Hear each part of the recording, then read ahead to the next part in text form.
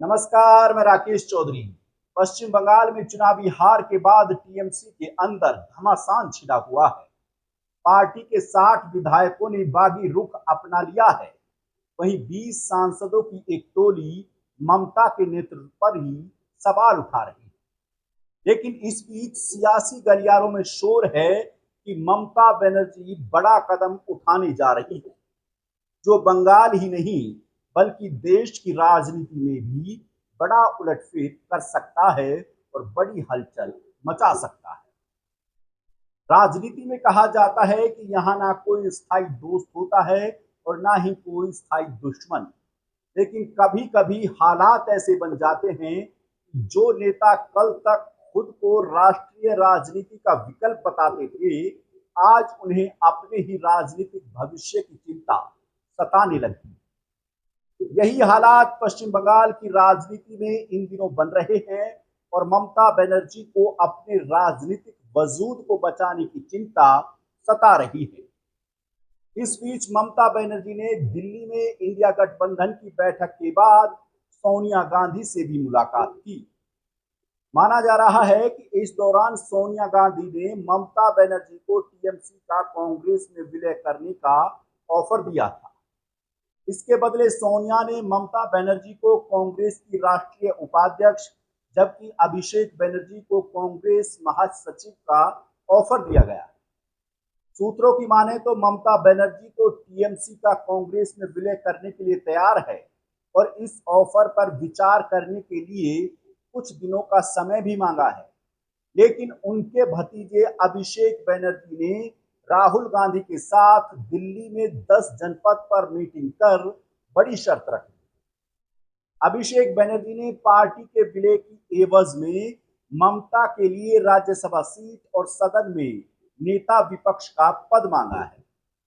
अभी राज्यसभा में नेता विपक्ष का पद कांग्रेस के प्रमुख मल्लिका अर्जुन खड़गे के पास है।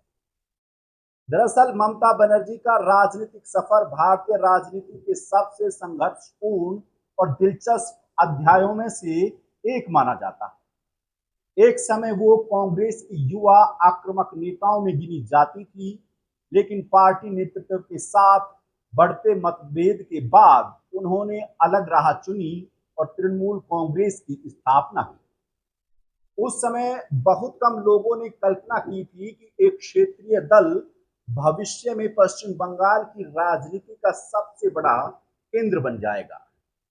लेकिन ममता बनर्जी ने अपनी राजनीतिक इच्छा शक्ति और संघर्ष के दम पर वो कर दिखाया जो लंबे समय तक असंभव माना जाता था।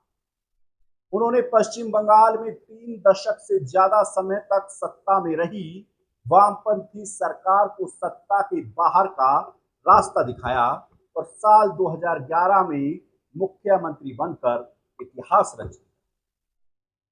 इसके बाद लगातार 3 बार सत्ता में वापसी कर उन्होंने खुद को बंगाल की सबसे प्रभावशाली नेता के रूप में स्थापित किया। समय के साथ ममता बनर्जी की राजनीतिक महत्वाकांक्षाएं केवल बंगाल तक सीमित नहीं रही। उन्होंने राष्ट्रीय राजनीति में भी अपनी मौजूदगी दर्ज कराने की कोशिश की। कई विपक्षी बैठकों में उनकी अहम भूमिका रही। बीजेपी विरोधी राजनीति के केंद्र में भी वो नजर आई। कई राजनीतिक विश्लेषकों ने उन्हें विपक्ष के संभावित प्रधानमंत्री के चेहरे के रूप में भी देखा। विपक्ष एकता की बैठक में उनकी भूमिका महत्वपूर्ण रहती थी, लेकिन राजनीति में परिस्थितियां हमेशा एक जैसी नहीं रहती। चुनावी हार, संगठनात्मक चुनौतियां और बदलते राजनीतिक समीकरण किसी भी दल के सामने नई मुश्किल खड़ी कर सकते हैं। यही कारण है कि जैसे ही बंगाल चुनाव में हार का सामना ममता बनर्जी को करना पड़ा, उसके बाद पूरा दीदी का राजनीतिक साम्राज्य ध्वस्त हो गया। आज जब कांग्रेस में विलय की चर्चा होती है तो सबसे बड़ा सवाल यही उठता है कि क्या ममता बनर्जी उस पार्टी का भविष्य किसी दूसरे राजनीतिक दल के साथ जोड़ने के बारे में सोच सकती हैं, जिसे उन्होंने अपने खून पसीने से खड़ा किया है।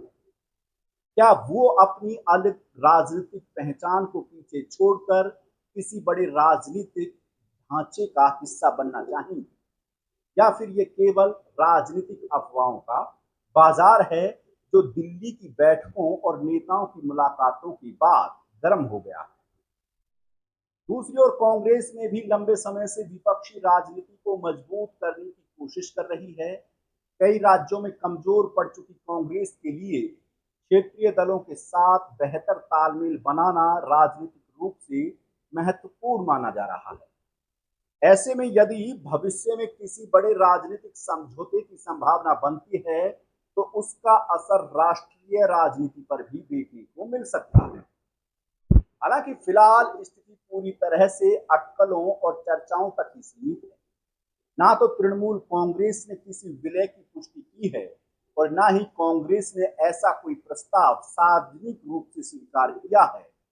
दोनों दलों के नेता अपने अपने राजनीतिक कार्यक्रमों में व्यस्त हैं और हालांकि फिलहाल स्थिति पूरी तरह से अटकलों चर्चाओं तक ही सीमित है। ना तो तृणमूल कांग्रेस ने किसी विलय की पुष्टि की है और ना ही कांग्रेस ने ऐसा कोई प्रस्ताव सार्वजनिक रूप से स्वीकार किया है।